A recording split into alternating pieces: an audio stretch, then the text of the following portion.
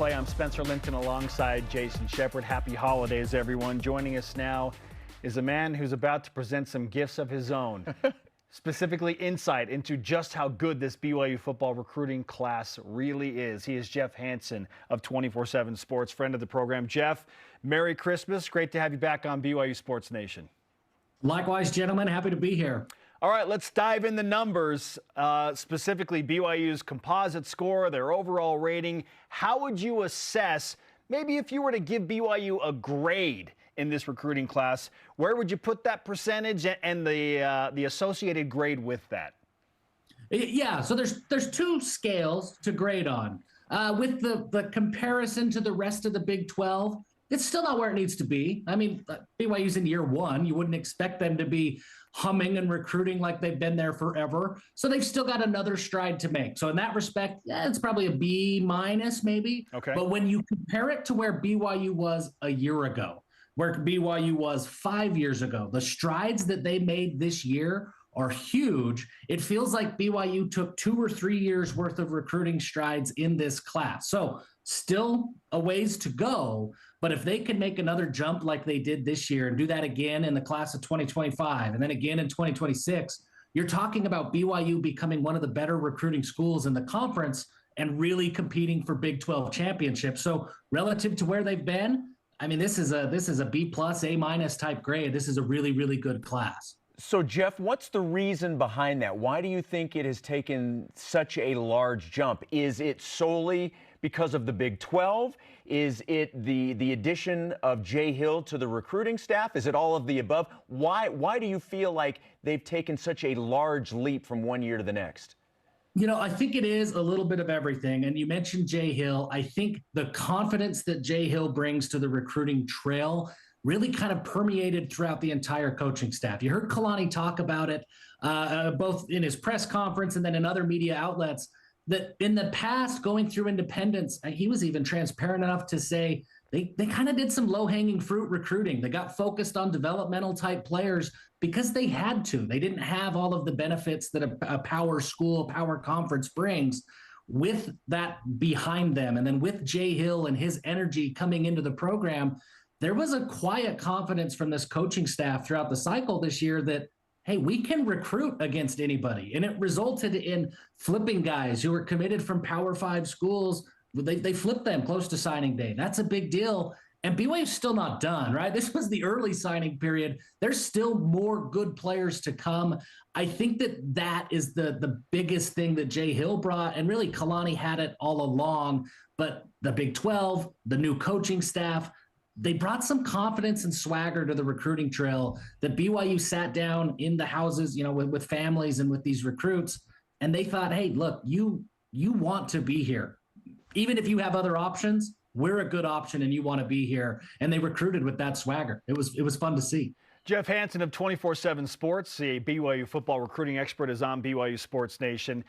I know you've been asked this question multiple times and specifically on this show, but let's explain it again because I think there's still some confusion about, well, what's the average star that the BYU recruit in this signing class had compared to the overall composite score? Clearly, BYU coaches are more focused on the overall composite score, but why is that compared to just the straight star system, Jeff? Yeah, so the way that we do it on 24/7 Sports is it's really kind of a 60 to 100 scale, right? And a 4-star recruit is anybody who's 90 to 96, and then 97 and above is a 5-star recruit. Anybody from 80 to 89 is a 3-star. So really, you could get a 3-star recruit who's rated an 80. They're just one step above a 2-star recruit. Or you can get a 3-star recruit who's knocking on the door of 4-star status, rated an 88 or an 89. Because of just the way that the numbers work, and there's not a uniform scoring system across every platform, you kind of have to look at what those stars mean. 5 stars isn't really enough. You really need like 8 stars to really get to be able to divide it up and say, yeah, this is a 3-star guy, but he's kind of a low 3-star guy versus this is a 3-star guy who was knocking on the door of being 4-star, where everybody starts fawning over him as a blue chip type of a player. BYU continues to trend in the right direction in that composite score rating. It's still, like I said before, it's not quite where they need to be to get to like Big 12 championship type levels, but it's a big step from where they were a few years ago, and it continues to point in the right direction. All right, the composite score is right around 86. Where does it need to be for BYU, in your opinion, to compete for a Big 12 championship? Yeah, you look at Utah, right? That's the easiest school to look at, and we're all kind of probably sort of paying attention anyways.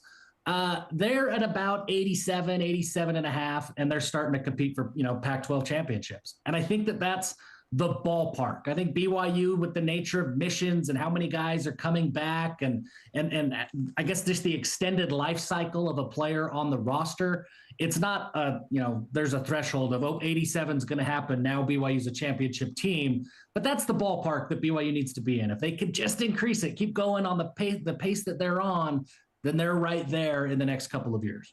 Jeff, you mentioned how BYU was able to get a couple of guys to flip from previous commitments at other schools, and everybody loves that. People love when they think they're out and then they're able to bring somebody in. It gets them excited. Who's maybe the biggest surprise that BYU was able to sign? Is there somebody, whether it was a flip or maybe just a late commit, that maybe you weren't 100% sure and you got him and it was a big deal? Who was the biggest surprise in your opinion? For me, it's Danny Saili, and he was a flip, and I was happy to celebrate Flipmas a little bit earlier this week because Danny Saili, man, he's a big deal. He was committed to Oklahoma originally and then to Texas Tech. Most people, I didn't know that he even had an offer and was being actively recruited by BYU up until he showed up on a visit and then flipped his commitment just a couple of days later. He's a mountain of a human being. It's really easy to look at him and say, whoa, BYU found another Kairos Tonga, because that's who he is. He's 355 pounds. He's 6'3". If he wanted to pick me up and just chuck me down the field like a javelin, I mean, that's the kind of guy that he is. BYU struggled stopping the run. They got bullied a little bit on the defensive line. Saili's not going to be bullied by anybody.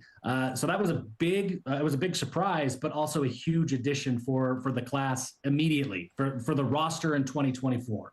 Jeff Hansen is with us on BYU Sports Nation, breaking down the BYU football recruiting class. Who's the under-the-radar signing that has you excited, Jeff? And maybe the guy that's like, see, I told you this dude was going to be awesome. For me, it's Tommy Prasis. Really? Nobody's really talking about him, but you look at the construct of the BYU roster right now and the safety position, especially coming out of this last year where there were so many injuries at the safety spot. Most of BYU safeties right now are strong safeties. I mean, Preston Rex is kind of the only guy that I look at and say he's probably a free safety. And even Preston Rex, I think, could go either way. BYU doesn't have very many true frees on the roster right now. Tommy Prasis is a guy who's a true free safety. I think the opportunity for very early playing time is going to be there for Tommy. And what I know about Jay Hill, following him closely at Weber State, football IQ is the number one most important thing for him when he gets a free safety onto the field. He wants somebody who's going to be in the right spot every single time.